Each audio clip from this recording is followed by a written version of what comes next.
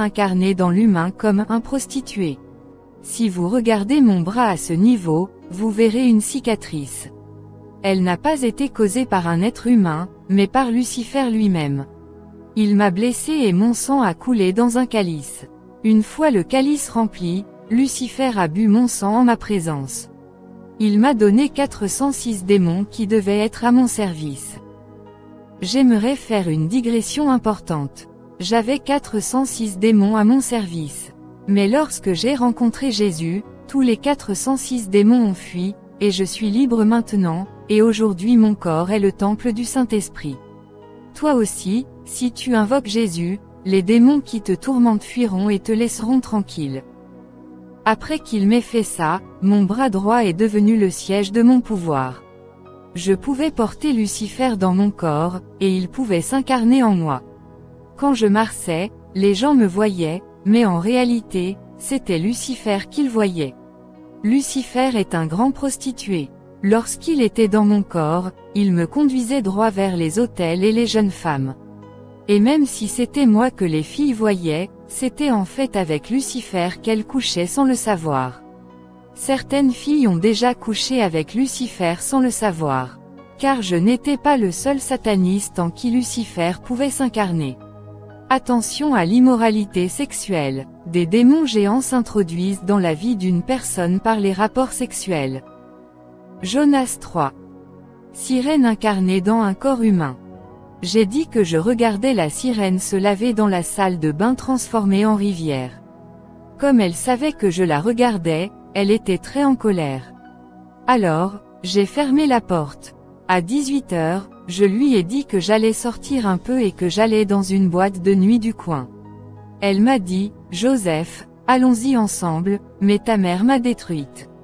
J'ai répondu, tu es une sirène, tu as pouvoir et autorité, comment ma mère peut-elle te détruire? Elle m'a dit, Joseph, je suis un esprit sous-marin, mais ce corps humain m'a été offert, alors je me suis incarné dans ce corps physique pour devenir ta femme et vivre avec toi à la surface de la terre. Joseph TSHOPA6. Femme séduisante du royaume marin. À 20 ans, j'avais trouvé du travail dans une boîte de nuit du centre-ville. Mais tout cela était orchestré par Satan, qui observait ma vie et me contrôlait. En effet, depuis le jour où ma mère avait consulté le sorcier, elle avait ouvert la porte au monde de Satan, qui contrôlait la vie de ses enfants. Pendant toutes ces années, ma vie était surveillée dans le royaume sous-marin par un miroir magique. Ils avaient déjà décidé que je serais leur serviteur. Grâce à la visite de ma mère chez le sorcier, ils avaient légalement le droit de me gouverner. Un jour, alors que je travaillais dans une boîte de nuit, je guettais la porte comme d'habitude et aperçus une très belle femme. Elle avait une chevelure abondante et une silhouette de mannequin. J'étais ravie, captivée et éblouie par sa beauté. Je lui ai dit, Mademoiselle, vous n'êtes pas censée venir dans ce genre d'endroit. Que faites-vous ici? Cet endroit ne vous convient pas. À ma grande surprise, la belle femme m'a dit, Chérie, je suis venue ici spécialement pour toi. Je n'arrivais pas à croire ce que j'entendais, c'était trop beau pour moi. Bien-aimée, cette belle femme était une sirène envoyée par le monde des ténèbres précisément pour moi. Je ne pouvais pas m'en rendre compte. Nous avons convenu de trouver un endroit où vivre ensemble. C'est ainsi que nous avons commencé à vivre ensemble. Chaque fois que nous sortions, les gens étaient émerveillés par sa beauté, et j'étais fière de moi, mais j'étais ensorcelée sans le savoir. Joseph TSHOPA1. Mission de coucher avec les femmes et de capturer leur star. Elle m'a dit, voici ta première mission, il y aura de l'argent sous ton coussin que nous mettrons à ta disposition chaque jour, tu devras l'utiliser. Tu coucheras avec 10 à 15 femmes chaque jour. Après avoir couché avec ces femmes, avant de te laver le corps, je dois d'abord le lécher, y compris tes parties génitales, pour récupérer les odeurs de toutes les femmes qui ont couché avec toi. La sirène a dû me lécher le corps, y compris mes organes génitaux, afin de capter les odeurs de toutes les femmes qui avaient couché avec moi. Laissez-moi vous dire que cette pratique vient du monde des ténèbres. Elle a été importée sur Terre par les satanistes via la pornographie. Cette pratique vient d'arriver sur Terre, mais elle a toujours été pratiquée dans le monde du chaos. Les hommes qui pratiquent l'occultisme ont tendance à coucher avec de nombreuses femmes et ont des pratiques sexuelles étranges. Chaque nuit, après avoir couché avec plusieurs femmes, à minuit, la sirène léchait mon corps et captait les odeurs de chacune d'elles. Après avoir capté ces odeurs, elle les soufflait sous forme de vapeur dans une capsule. La sirène connaissait le nom et l'identité de chaque femme qui avait couché avec moi grâce à ces odeurs sous forme de vapeur. Après avoir capturé ces odeurs, à 3 heures du matin, elle voyageait dans le royaume sous-marin et emportait toutes ces odeurs ou vapeurs féminines dans le monde des ténèbres sous la mer. Après avoir atterri dans le monde marin, elle soufflait chaque odeur semblable à de la vapeur dans plusieurs miroirs respectivement, conçus spécifiquement pour chacune de ces femmes. Chaque fois qu'elle soufflait la vapeur ou l'odeur d'une femme dans un miroir, elle appelait son nom. Ainsi, les images et la vie de cette femme apparaissaient dans le miroir. La vie de la victime était projetée sur l'écran du miroir magique. Dès que la sirène souffle votre odeur ou votre vapeur sur le miroir et prononce votre nom, vous apparaissez en direct dans le miroir, que vous dormiez, travailliez ou étudiez, vos images seront projetées sur l'écran. À côté de ces images, des données et des informations sur votre avenir, votre étoile, vos espoirs et votre destinée seront affichés dans le miroir mystique. Une fois votre image projetée sur le miroir, les informations, et surtout ce que Dieu vous a donné, sont projetées dans le miroir conçu pour vous et portant votre identité. Votre étoile et votre destinée seront affichées. Ainsi, votre vie sera contrôlée et manipulée par le monde de Lucifer. La sirène connaissait l'avenir de ces femmes grâce à la fornication et à ce miroir magique. Elle pouvait lire les données concernant leur avenir, leur chance et leur étoile. Bien que connaissant ces détails, elle ignorait comment Dieu accomplirait le destin de ces personnes. Le diable sait peut-être que votre étoile brillera comme celle de Joseph, mais il ignore comment Dieu y parviendra. Le diable peut connaître votre destination, mais il ignore comment vous y parviendrez. Sur la base des données et des informations affichées dans le miroir magique, la créature aquatique et le diable chercheront à vous barrer la voie vers l'accomplissement du destin divin dans votre vie. Nombreux sont ceux qui marchent dans la rue, mais ils sont contrôlés et surveillés, ils ne sont pas libres. Les relations sexuelles hors mariage sont très dangereuses. Dans le premier volet de ma mission, je couchais avec 10 à 15 femmes par jour, et la sirène capturait leur destin grâce à leurs odeurs. Elle capturait ces odeurs et les transportait dans le monde sous-marin, les diffusant dans un miroir mystique depuis lequel elle contrôlait leur vie. Dans le deuxième aspect de ma mission d'agent du monde aquatique, j'ai couché avec la sirène, qui a déposé en moi des graines. Puis, j'ai couché avec les femmes et, à mon tour, j'ai déposé en elles ces graines de la sirène. Avant de partir en mission, qui consistait à coucher avec 10 à 15 femmes par jour, j'ai couché avec la sirène, qui a déposé en moi 2 graines, celle du serpent et celle de l'escargot.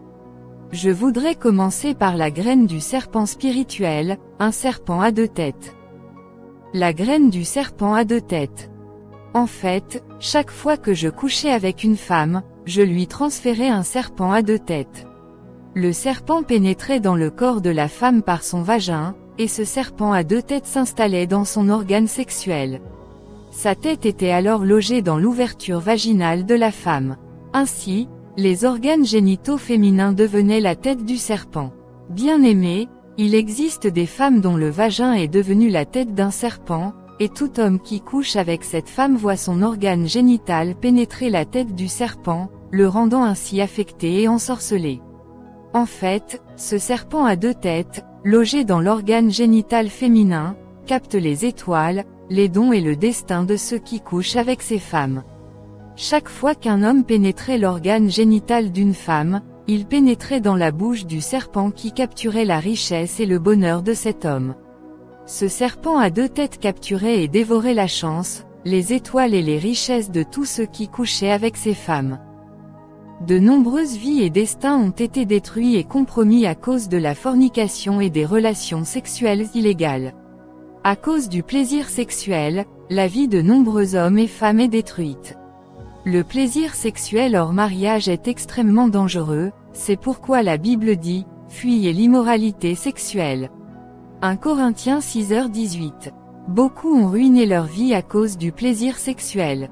Bien-aimés, si, par imprudence, vous couchez avec ce genre de femme, votre destinée et votre avenir sont compromis, et il ne reste que pauvreté et souffrance. J'ai dit que ce serpent avait 2 têtes, la première était placée dans l'ouverture vaginale de la femme, tandis que la seconde était placée et logée dans les organes de conception de la femme, exactement là où se trouve le bébé. Il arrivait que ce serpent tue le bébé. Mais souvent, il le laissait vivre pour le mordre plus tard. À la suite de cette morsure, le bébé naissait avec des problèmes cérébraux ou un comportement incontrôlable. Chers chrétiens, je tiens à vous avertir de ne pas accepter tout ce qui vous arrive dans la vie. Beaucoup de chrétiens acceptent des situations démoniaques sous prétexte que Dieu œuvre en toutes choses pour le bien de ceux qu'il aime. Romains 8h28. Nombreux sont ceux qui disent que nous devons rendre gloire à Dieu, car tout ce qui nous arrive est sa volonté. Nous ne devons pas adopter cette mentalité. Ce que vous acceptez dans votre vie restera et persistera, tandis que ce que vous refusez finira par vous quitter. Le royaume de Satan exploite la vie de nombreuses personnes. Ils prennent l'original que Dieu leur a donné pour leur laisser une contrefaçon, c'est ce qu'on appelle l'échange. Ils volent l'original pour vous laisser une contrefaçon. Lorsque vous remarquez que votre fils ou votre fille a un comportement insupportable, ne le tolérez pas. Nous devons rechercher la face de Dieu dans la prière et le jeûne. Les morts-vivants sur terre qui deviennent des femmes séductrices. Un jour, je me promenais en ville avec la sirène. J'ai aperçu une belle femme. Je cherchais une victime, alors je lui ai proposé de me la sacrifier. La sirène m'a dit que cette femme avait déjà été tuée dans le monde invisible, il fallait donc chercher quelqu'un de vivant. En réalité, une date était gravée sur le front de cette femme, indiquant l'heure de sa mort sur terre. Beaucoup de gens marchent dans la rue, mais ils sont déjà morts. On peut lire la date sur leur front avec des yeux spirituels. Joseph TSHOPA2. Serpents et escargots chez les victimes infectées. Bien-aimés, lorsque je couchais avec une femme et que j'introduisais un serpent en elle, celui-ci détruisait la semence de son mari ou des hommes qui couchaient avec elle, afin de la maintenir dans la stérilité. Deuxièmement, ce serpent était destiné à interrompre les grossesses et à provoquer des fausses couches. Troisièmement, ce serpent spirituel perturbait les règles de la femme en les rendant douloureuses. Enfin, le serpent pouvait mordre ou tuer les bébés. Certains enfants naissent avec des comportements et des attitudes difficiles et insupportables à cause de la morsure du serpent. Certains enfants naissent avec des malformations à cause du venin du serpent. Une fois que j'ai couché avec une femme et que j'ai introduit la semence du serpent, cette femme perdra sa beauté et sa fraîcheur. Elle aura la sensation que quelque chose bougeait en elle, elle sera nauséeuse.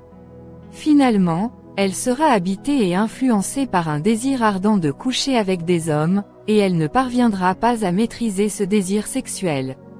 Tels sont les effets et les conséquences que subiront les femmes et les hommes qui portent le serpent en eux. La graine de l'escargot. La deuxième semence que j'ai transmise aux femmes qui ont couché avec moi était l'escargot, source de diverses maladies. Il y a des hommes et des femmes porteurs de diverses choses et de corps étrangers. Il faut les délivrer, sinon ils continueront à souffrir. Ceci est un avertissement pour les hommes et les femmes vivant dans la fornication. Vous risquez de coucher avec un homme ou une femme dont l'organe sexuel est un serpent qui dévorera et s'emparera de vos chances, de votre étoile et de votre richesse. Il y a des hommes et des femmes dont les organes génitaux sont des serpents destructeurs. Les morts-vivants sur terre qui fréquentent les bars et les boîtes de nuit. Puis j'ai remarqué beaucoup de voitures de luxe. J'ai donc demandé à la sirène à qui appartenaient ces voitures. Elle m'a répondu qu'elles appartenaient aux morts, je veux dire aux fantômes. La sirène m'a expliqué que chaque soir, lorsque les morts ou les fantômes quittent le cimetière avec leurs voitures de luxe, ils se détendent dans les bars, les boîtes de nuit et dorment avec les hommes et les femmes des hôtels. La sirène m'a dit que les voitures de luxe que j'avais vues étaient en réalité des cercueils. En réalité, les fantômes sont des hommes morts prématurément, car Dieu a déterminé pour chaque être humain le nombre d'années à vivre sur Terre.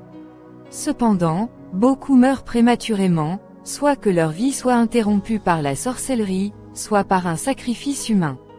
Ces personnes ne peuvent pas aller à l'Hadès. Elles deviennent donc des esprits au service du royaume de Satan. Nombre des belles voitures que l'on voit sur les boulevards sont des cercueils, et leurs conducteurs sont des morts ou des fantômes venus sur Terre se détendre dans les bars, les boîtes de nuit et les hôtels. Certaines personnes que l'on croise dans la rue ne sont pas des hommes ordinaires, ce sont des fantômes, des morts. Ceux qui fréquentent les boîtes de nuit et couchent avec des hommes sont victimes de ces fantômes. Ils apparaissent le soir pour disparaître le matin. Ma nouvelle petite amie. Comme je l'ai dit, ma mission était de coucher avec 10 à 15 femmes par jour. La sirène était censée capturer leurs odeurs et contrôler leur vie grâce à des miroirs mystiques. Un jour, je suis tombé amoureux d'une fille alors que je vivais avec elle. Je voulais rendre visite à ma nouvelle petite amie, alors j'ai menti à la sirène en disant que je voulais rendre visite à mes parents et que je reviendrais le lendemain. La sirène a accepté. J'ignorais qu'elle était au courant de ma relation. Elle savait que je lui avais menti, mais elle a fait semblant et m'a laissé partir. Chers amis, une fois sous le contrôle du monde marin, on est surveillé par un miroir ou un tableau magique. Je suis donc allé voir ma petite amie. Nous avons fait l'amour. À 2 heures du matin, j'ai remarqué de l'eau autour de moi sur le lit.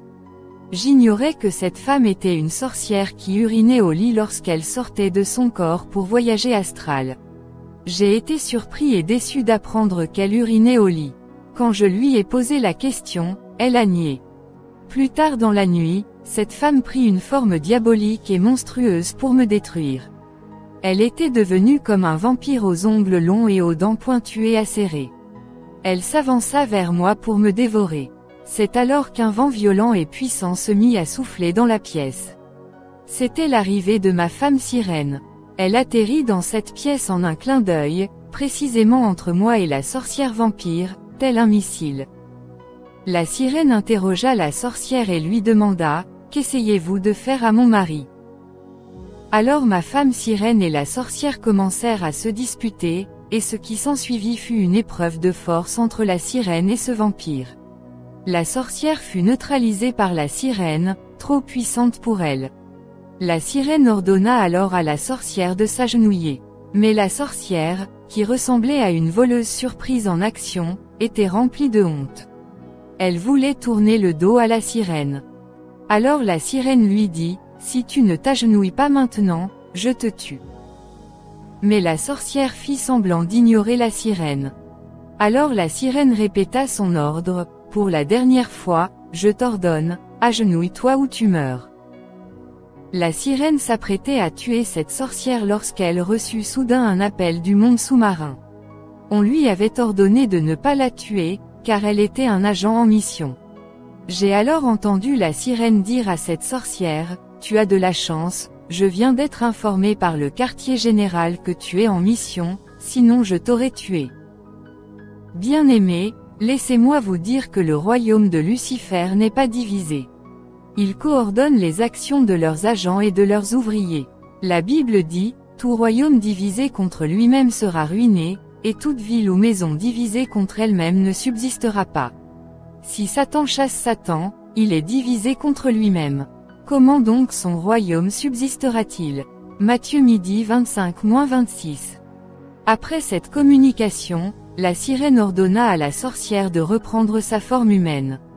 Je vis la sorcière quitter sa forme monstrueuse de vampire et reprendre sa forme humaine, et la sirène la chassa. J'ouvris alors la porte et la sorcière sortit. Joseph TSHOPA3. Personne capturée sur la terre et emprisonnée sous la mer. Notre visite s'est poursuivie. Nous sommes arrivés à un endroit où j'ai vu des personnes arrêtées et incarcérées. On m'a informé que ces hommes avaient été capturés par le royaume des ténèbres sur terre. Ce sont des personnes qui ont disparu de la terre de manière mystique. Parfois, ces personnes réapparaissent sur terre. Ces personnes sont retenues sous la mer, je les ai vues de mes propres yeux. En réalité, certaines personnes sont capturées et emprisonnées sous la mer, mais elles sont remplacées sur terre par des démons. Ces démons prennent la forme et l'apparence de ces captifs et remontent à la surface de la terre pour y vivre sous l'identité de ces captifs retenus dans le monde des eaux. Ces démons physiques leur ressemblent et parlent comme eux, mais les vraies personnes sont incarcérées. C'est ainsi que les démons viennent physiquement sur terre. Ces démons sont pris pour des personnes réelles par les familles des captifs retenus dans le monde sous-marin. Ils sont donc intégrés et acceptés dans ces familles. Mais avec une observation attentive et un discernement attentif, vous remarquerez des incohérences et des attitudes qui n'ont rien à voir avec votre véritable frère ou sœur, retenu captif dans le monde sous-marin. Certains de ces captifs ne sont pas morts, ils ont simplement disparu sur Terre et sont réduits en esclavage dans le monde aquatique. Après avoir visité les centres de détention et les prisons, nous avons poursuivi notre exploration du monde sous-marin. Joseph TSHOPA4. Femme démon. J'ai vu un démon puissant, déguisé en une belle dame, d'apparence décente et chrétienne. Il est entré dans une église pour attaquer un frère qui avait récemment donné sa vie à Jésus-Christ. Il était entré uniquement pour séduire ce frère et lui faire perdre son salut. Joël 1h14 Sanctifier un jeûne, convoquer une assemblée solennelle, assembler les anciens et tous les habitants du pays dans la maison de l'Éternel, votre Dieu, et criez à l'Éternel. Convoquons une assemblée solennelle et crions au Seigneur pour qu'il réveille l'Église, car ceux qui se sont endormis en Christ ont péri. 1 Corinthiens 15h18 ceux aussi qui sont morts en Christ sont péris. L'Église a besoin d'un renouveau divin, construisons notre vie de prière afin que nous détruisions toute semence que le Seigneur n'a pas plantée dans l'Église. 2 Corinthiens 10/4-5 Car les armes avec lesquelles nous combattons ne sont pas charnelles, mais elles sont puissantes, par la vertu de Dieu, pour renverser des forteresses. Nous renversons les raisonnements et toute hauteur qui s'élève contre la connaissance de Dieu, et nous amenons toute pensée captive à l'obéissance de Christ. Il y a aujourd'hui dans l'Église de nombreux démons qui agissent sous l'apparence des hommes. Ils cherchent à séduire l'Église. 2 Corinthiens 10h13-15 Pour nous, nous ne nous glorifierons pas de choses qui dépassent notre mesure, mais selon la mesure que Dieu nous a départie, mesure qui nous permettra d'atteindre jusqu'à vous. Car nous ne nous étendons pas au-delà de notre mesure, comme si nous n'étions pas parvenus jusqu'à vous, car nous sommes parvenus jusqu'à vous aussi en annonçant l'évangile de Christ. Ne nous glorifions pas de choses qui dépassent notre mesure, c'est-à-dire du travail d'autrui, mais ayant l'espérance que, votre foi augmentant, nous serons abondamment élargis par vous selon notre mesure. Pour les surmonter, nous devons revêtir l'armure de Dieu. Éphésiens 6h10-18 Au reste, mes frères, fortifiez-vous dans le Seigneur et par sa force toute puissante. Revêtez-vous de toutes les armes de Dieu, afin de pouvoir tenir ferme contre les ruses du diable. Car nous n'avons pas à lutter contre la chair et le sang, mais contre les dominations, contre les autorités, contre les princes de ce monde de ténèbres, contre les esprits méchants dans les lieux célestes. C'est pourquoi, prenez toutes les armes de Dieu, afin de pouvoir résister dans le mauvais jour, et tenir ferme après avoir tout surmonté. Tenez donc ferme, ayez à vos reins la vérité pour ceinture, revêtus de la cuirasse de la justice, et chaussez à vos pieds du zèle que donne l'évangile de paix, prenez par-dessus tout le bouclier de la foi, avec lequel vous pourrez éteindre tous les traits enflammés du malin. Prenez aussi le casque du salut, et l'épée de l'esprit, qui est la parole de Dieu. Priez en tout temps par l'esprit avec toutes sortes de prières et de supplications. Veillez à cela avec une entière persévérance, et priez pour tous les saints. N'oubliez pas que nous vivons une époque périlleuse. 2 Timothée 3/1-7 Sache que, dans les derniers jours, il y aura des temps difficiles. Car les hommes seront égoïstes, amis de l'argent, fanfarons, hautains, blasphémateurs, rebelles à leurs parents, ingrats, irréligieux, insensibles, déloyaux, calomniateurs, intempérants, cruels, ennemis des gens de bien, traîtres, emportés, enflés d'orgueil, aimant le plaisir plus que Dieu, ayant l'apparence de la piété, mais reniant ce qui en fait la force. Éloigne-toi de ces hommes-là. Car tels sont ceux qui s'introduisent dans les maisons, et qui captivent des femmes dépourvues de sens, chargées de péché, animées de convoitises de toute espèce, apprenant toujours et ne pouvant jamais parvenir à la connaissance de la vérité. Emmanuel SENAYONSAMSONJUDE1. Femme séductrice de l'enfer. Alors que la visite était toujours en cours, la reine de la côte nous a rejoints et nous avons continué la visite ensemble. Quelque temps plus tard, un groupe de belles jeunes femmes, habillées de manière à provoquer les coureurs de jupons, est arrivé. Elles étaient toutes d'une beauté exceptionnelle, prêtes à être envoyées en mission sur terre pour séduire les nations. Elles sont arrivées là où nous étions avec la reine qui les a présentées comme ses filles. Elles se sont prosternées devant la reine de la côte et ont demandé la permission d'aller à la surface de la terre pour y passer le week-end. La reine a posé la main sur elles et a dit, « Vous avez ma bénédiction, allez séduire l'humanité. » Les chrétiens doivent comprendre que les belles femmes et les beaux enfants que nous voyons sur terre ne sont pas tous des êtres humains ordinaires, mais des démons physiques. Nombreux sont ceux qui sont victimes de leur pouvoir maléfique de séduction et finissent par disparaître, faute d'avoir pu résister à cette attraction démoniaque, et finissent dans les prisons sous-marines du royaume des eaux. Nombre de ces démons viennent du monde des cimetières et du monde sous-marin. Ils ont une apparence humaine, sont beaux, riches et possèdent de belles voitures. Nombreux sont ceux qui succombent à leur charme et sont séduits par leur argent. Félicien Moulopoué II. Prédicateur démon incarné. Cet homme nommé Abdallah fit tomber la pluie du ciel pour rafraîchir la foule. J'ai contemplé cette merveille, mais en levant les yeux vers le ciel, ma vision s'est ouverte. J'ai vu une légion de démons dans les nuages du ciel. Ils les rendaient lourds pour la pluie. J'ai vu les vapeurs d'eau s'élever et les démons se transformer en eau, la faisant retomber. Henri dit, « Tu regardes le ciel. Que vois-tu ? » Je ne vois rien, juste les nuages. J'ai dit, « Henri, partons d'ici, il se passe quelque chose. » Cet homme est peut-être trompé par les démons, croyant que Dieu envoie la pluie. Il est peut-être innocent, ou il sait très bien pour qui il travaille. Quand je lui ai parlé de ma vision, j'ai dit, « Il est très difficile de croire en tout, cet endroit est plongé dans la tromperie et plein de mensonges. » Le soir, Henri est allé avec moi visiter une église. Le pasteur invita un prédicateur qui apporta la parole ce soir-là. C'était le même homme qui avait fait tomber la pluie du ciel, impressionnant les ouvriers. Je n'ai rien ressenti, et Henri non plus. Seule l'église était enflammée d'enthousiasme. À la fin du culte, les fidèles furent déconcertés par notre absence de réaction. Un garçon dit, « Tu es froid et charnel. » Henri ne se sentait pas bien. Je regardais le pasteur pour voir s'il était sous l'influence de démons.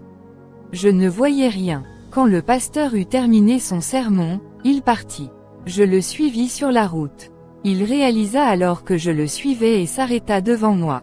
Il me regarda et rit. Ses ongles commencèrent à pousser, ainsi que ses dents. Il disparut et une fumée noire remplit l'air. J'étais stupéfait. Un démon s'était matérialisé et prêchait dans l'église, trompant les fidèles. Jusqu'à présent, ces démons s'introduisent sans se soucier que quiconque découvre leur identité.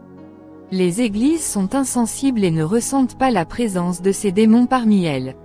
Elles sont aveugles, dépourvues de discernement et ne voient pas le danger qui plane sur la maison de Dieu. Je ne vois pas comment un démon peut apparaître dans l'église, personnifié par un homme. Il pourrait s'agir d'un sorcier très puissant ou d'un démon. Robert Atsushi, 3e expérience.